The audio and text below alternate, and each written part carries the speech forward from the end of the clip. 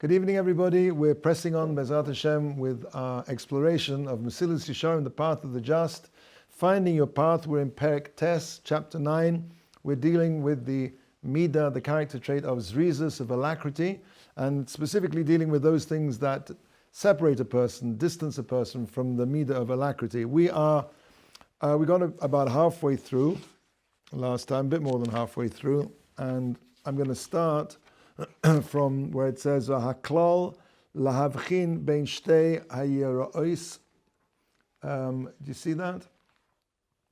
And the principle, the discerning principle, how can a person discern between these two kinds of fears? Now, what are we talking about? There is an appropriate fear. When a person is scared that something might happen to him, it's a mitzvah d'oraisa v'nishmatim nafshoseichem ma'oid. A person has to be extremely careful of anything that might damage him, whether that's, God forbid, a terrorist attack or something which is dangerous in his house, a broken window, a broken stairway.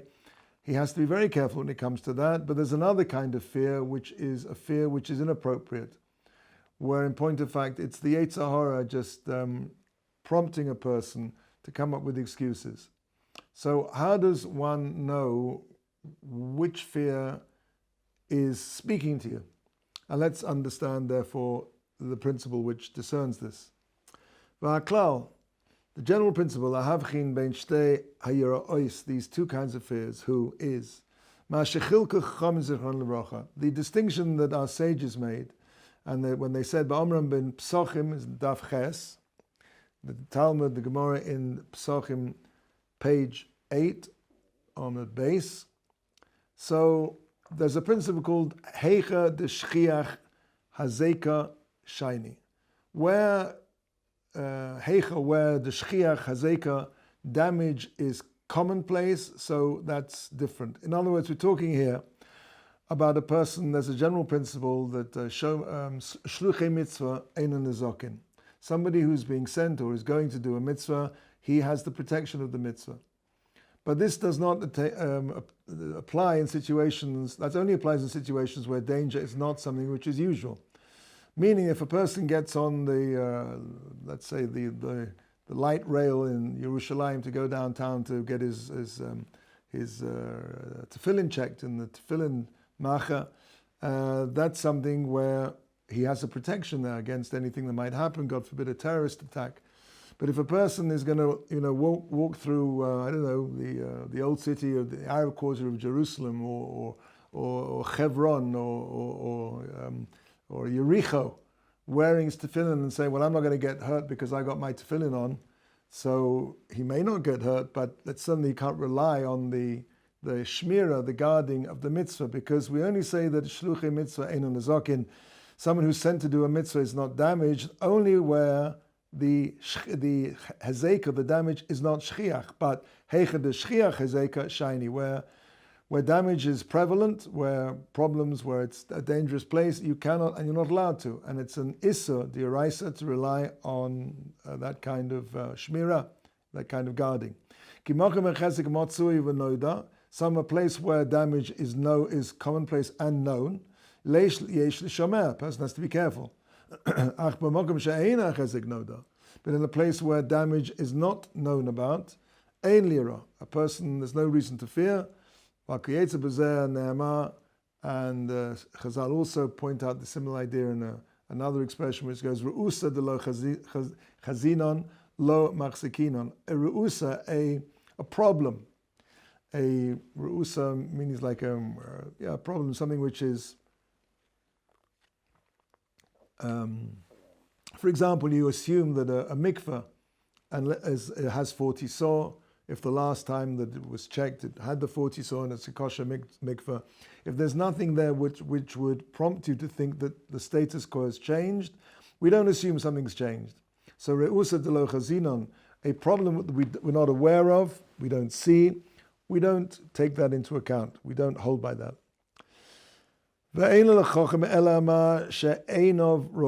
And a wise person should only take into account that which his eyes see. Huatzmo inyan apasuk shehevenu lamala. This is exactly what we were talking about before in the pasuk that we brought Orum ra ra'a v'nista. Orum, literally Orum means naked, but somebody who's got his eyes peeled have a similar kind of how do you expression in English? Your eyes are peeled. Do they say that in America? Just in England, okay. So in England, I have an expression: keep your eyes peeled. I mean, meaning literally that if you see something that's a problem, keep your eyes peeled, look out, and if you see a danger, so you should hide from it.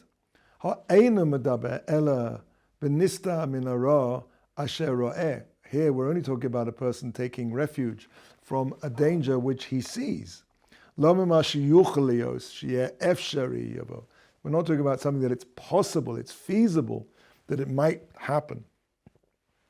This is exactly what the pasuk that we said before, talking about how a lazy person will find all ways of justifying his laziness. So a lazy person will say, I can't go outside because there's a lion. Maybe there's a lion outside. They explain the matter, sages, and say,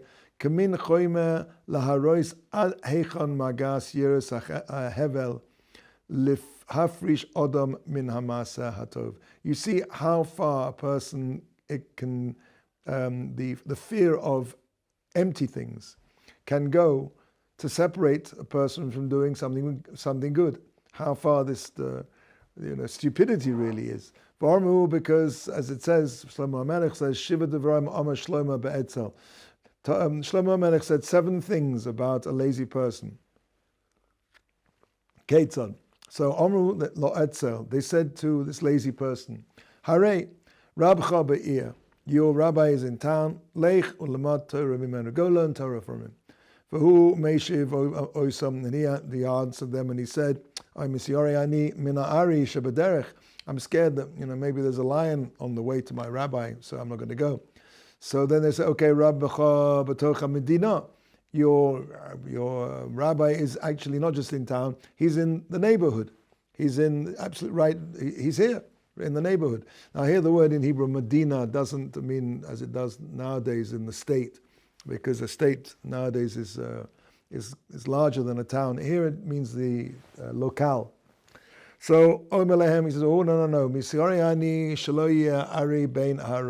I'm worried that maybe there's a lion in the alleyways. Amrulo, so they said to him, Arehu b'soch beisacha. Your rabbi is in your house. Omer Lehem, so he said to them, if I go and try, I'm going to find the door's going to be locked. It gets more and more stupid. Amrulo, so they tell him, Pasuachu, we know for a fact that it's open. Now at this point, of course, he's got nothing left to answer. So what does he say? Omer Lehem, sorry, I lost the place. Omer Lehem hadeles pasucha. So that's right. Sorry. Omer Lehem. Well, hadeles pasucha o neula. Whether the door's open or locked. Mevakesh ani lishon od ma'at. I want to sleep a little bit more. Ha lamadat she'ein hayira goremes she is atzel. It's not that fear causes laziness. Ella atzala goremes la she is roy. That the laziness provokes a person to come up with all these kinds of irrational, improbable fears. And that's how you can tell the difference. Many things like this, and daily experience testifies to the truth of this.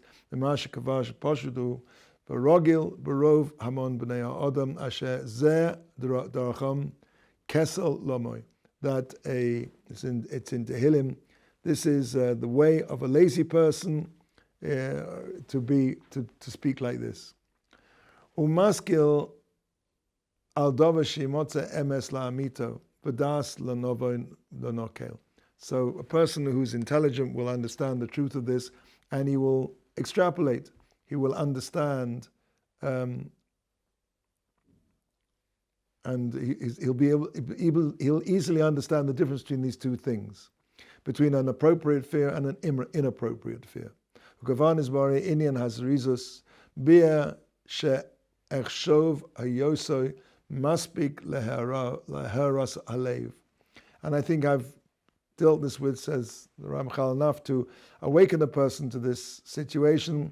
And the wise person will take these examples and extrapolate them and look in his own life to see where this prompting of the Yetzer Hara to laziness through inappropriate and unrealistic fears or other reasons that he comes up which are not really based in reality. V'hinei roe ki hu real zrizas lios b'madrega acha zehirus. Now he's finishing off here and he says, it's fitting, if you remember we started off, you can see now that it's appropriate that zrizas alacrity is a level after zehirus, is a level after watchfulness, being careful. In other words, it's appropriate to learn first of all that a person has to guard himself from transgressing negative mitzvahs and move on to the next stage of then being alacritous, speedy to perform the mitzvahs and to complete them. That's the second level. Kil al rov, because most people, lo yeh adam zoriz im lo yeh zahir batchila. Most people are not going to be speedy, alacritous, and rush to do mitzvahs if they haven't already achieved the level of watchfulness and care when it comes to mitzvahs lo saseh. Now I want to come back to this point because there's a bit of a contradictions here.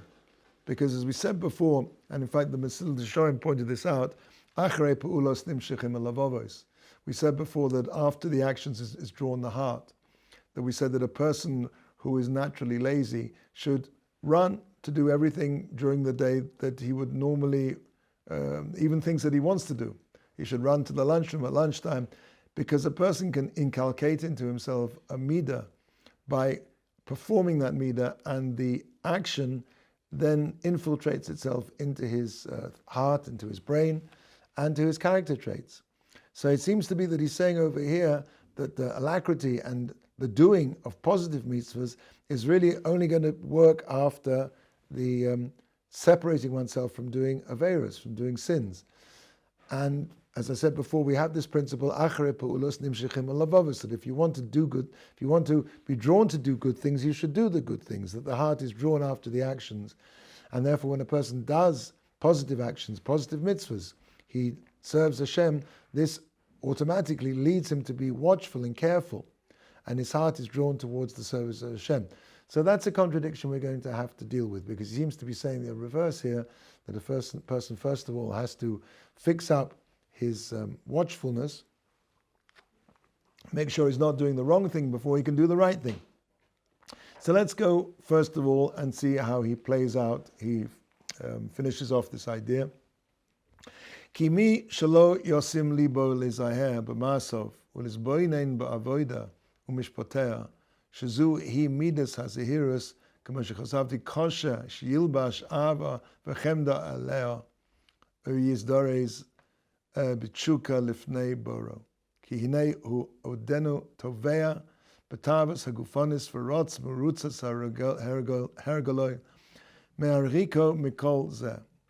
So, as we said before, as I wrote, he said, it's going to be difficult for somebody to yilbash, an interesting phrase, literally to clothe himself. We have the expression in English, it comes from the Hebrew, to cloak himself with the love and the desire of doing mitzvahs, and to be speedy and alacritous with his tshuka. He can stimulate his desire to do the positive mitzvahs in front of Hashem, because he's still wallowing tovea in his physical desires, and he's running the merutzas hergolo. He's running in the normal habituation that he's habituated himself as a result of accustoming himself to, as we said, a person who wants to serve Hashem, he has to make do with what comes to his hand. He can't expect to have all his physical desires, complete and perfect to the bottom to the final T, the crossed T's and the dotted I's and the 4-course meals. And as we said in last week's shir, that a person has to make himself arai, not fixed, and the Torah has to be the fixed thing in his life, and he has to form his life and shape his life around the Torah and mitzvahs, and fit his life, his physical life into that. So a person who's still steeped in his physical desires, and he's still habituated to follow these desires, which distance him from all of the avodas Hashem and the desire to do mitzvahs, he will find it very difficult to be a zoriz, somebody who rushes to do mitzvahs. Once his eyes have been opened, liros ma'asov, to see his actions, ulizoya mahem, and to be careful about the meaning, to guard himself from doing sins, mitzvahs lo saseh, being over a mitzvahs lo saseh, v'cheshbono ha-mitzvahs, and making the calculation that we spoke about before, the schar mitzvah against its loss, the reward for the mitzvah against its loss. The loss is, it might cost you money, it might cost you sleep, it might cost you physical exertion. But the reward for that, which is an eternal reward, and also the other way around, the schar aveira, the reward for an aveira, which is of course the momentary physical pleasure, and compare that with its loss, which is the loss of his olam haba, loss of his portion in the world to come, as we mentioned above. So then nokelhu, it'll be easy for him, shiasur min hara, to turn away from the evil, vishtokek el hatov, and to desire the good, v'yizdares boy, and to speed himself up, to be alacritus in its pursuit and its action, v'zeh pashut, and that's obvious. So let's come back to our question. On the one hand, we've got this idea that, as he says in this parak here, that a person first of all has to have the level of zihirus in order that he can reach the level of alacrity and desire to do mitzvahs. Even though we said that there is a contrary principle, or a principle which we really understand how this fits in, to say that achrei pa'ulos nimshechim elavavos, that the heart is drawn after the actions, and it sounds like actions is something that you can, those actions can be done in a certain way, in in a rather cold or detached fashion, even without the enthusiasm. So the answer is that both are true. That a person will find himself stimulated to do a mitzvah by the physical action itself. And the reason is that a physical action, doing a mitzvah, acharei pa'ulos nimshechim elavavos, when a person does a mitzvah, he's literally surrounded by kedusha, by holiness. Every mitzvah is a ner mitzvah v'torah or. Every mitzvah is a minute, not minute, is a part of that great light which is the Torah. And so when he does a mitzvah, he's surrounded literally by an aura makif, a light which surrounds him, which of course, so to speak, radiates his body with a degree of kedusha. The more he does something, therefore, the more he will feel the desire to do that. But what he's talking about here, that the reverse principle is also true.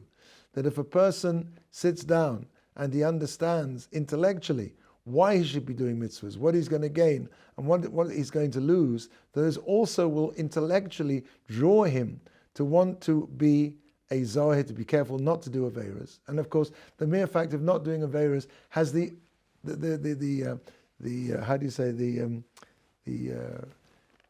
corresponding action of bringing a kedusha to a person. Because the worst thing that a person can do is he's habitually involved in aveiros.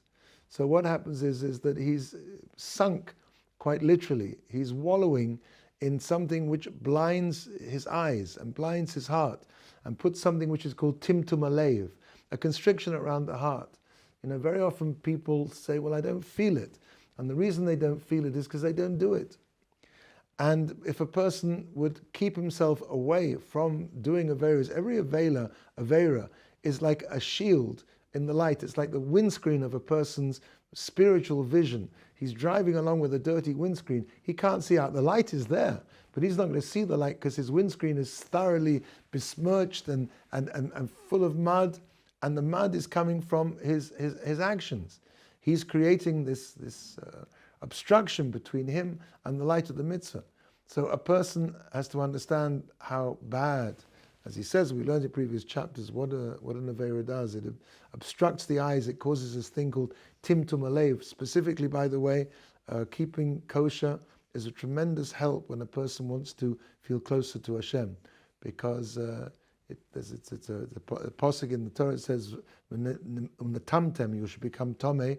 V'nismesim, you'll become tomei. Unatamtem is a lotion of tumtum, of sealed. That a person, when he eats, he becomes the non-kosher food, puts an orla salev, an obstruction around the heart, that he doesn't feel this connection to Hashem. He feels mitzvahs are difficult. So a person, if he's feeling like this, one of the things he could examine is to see whether, he's to check the kashrus and to be more careful, let's say, with the heksherim that he uses. And so the answer to this question is that both are true. Intellectually, a person has to understand how bad it is to do an aveira, how this distances himself from Hashem. And he has to understand that because he doesn't understand what's going on, because he's so immersed in his physicality, he can't see out of it. And he has to use his mind to yank himself out of this to appeal to his reason. Man was given a seichel, was given a brain to understand, look what you're doing to yourself. This is really what this book is all about. Is about using your brain to understand what an aveira can do and what a mitzvah can do, and how bad an aveira is, and what a mitzvah staying away from that aveira helps to keep a person in a state where he's fit to receive the positive mitzvahs, the light of those positive mitzvahs when he does them. And of course, there's a schar, there's a reward in itself for staying away from the aveiras. Of course, it's very difficult because, as he says, a person is in a state of hergel, of habituation. But a person has a brain. We're not animals. A person has a brain, and a person, as we've said many times, has to sit down. He has to analyze his actions. Of course, especially now between Rosh Hashanah and Yom Kippur, this is a time which is perfect. A person can cry out to Hashem, Hashem, open my eyes. Most of the time, a lot of the time anyway, we go through our lives and we justify. We're very good at being our own defense lawyers, why we do this and why we do that. But if a person really sits down and he thinks honestly, and he davens for Hashem's help to open up his eyes to the things that he's fooling himself about, to let me see the things, Hashem, that I need to do tshuva for. Because it's very difficult sometimes to separate those two out. It's interesting that the avodah of Yom Kippur, and maybe we'll close with this, the avodah of Yom Kippur has two identical goats. They have to be exactly the same, as much as physically possible. They have to be worth the same height, the same color. They have to be physically indistinguishable, one from the other. One goes on the Mizbeach, one is the Yetzer Tov, and the other one is cast out, is what they call in English the scapegoat, sent out into the desert and suffers an ignominious death by being thrown off a very high point to its death, its bones crushed. That's the Yetzer Hara. Now, those two are identical. The biggest difficulty is that Yetzer Hara tries to want to take you over like a body snatcher. He wants to say, I'm really you. This is really who you are. This is really who you are. And what you're doing is that's you. There's no way you can escape from that. That's who you are. And so the Yetzer Tov has to say to the Yetzer Hara, no, that's not me. And a person needs tremendous siyat dishmaya to be able to understand who he really is, that he really is, inside him is this holy spark, and the Yetzer Hara will try very, very hard to convince him that he is the real me. And so in this time before Rosh Hashanah, before Yom Kippur, we wish to make our efforts in this way to daven very hard and to cry out to Hashem. Hashem, B'himotzu, is now close to every person. Usually any other time of the year, prayers are only definitely answered when a tzibur, when a congregation prays together. But this is a time of year where even every individual can cry out to Hashem and say, Hashem, help me, whatever help I need. I feel very lost. I feel very far away from you. I don't know how to get back to you. I feel everything I do is not going to be enough, I feel inadequate. All of these feelings a person should express to Hashem, and Hashem will help. Hashem will help. And Hashem should bless us all with a good, peaceful year, that we should see all of our brothers and sisters who are held in captive should be returned safely to freedom and to their families. And we should see B'ezrat Hashem very soon the coming of Mashiach Tzidkenu. A wonderful, good new year. Gemara Chasim Tova.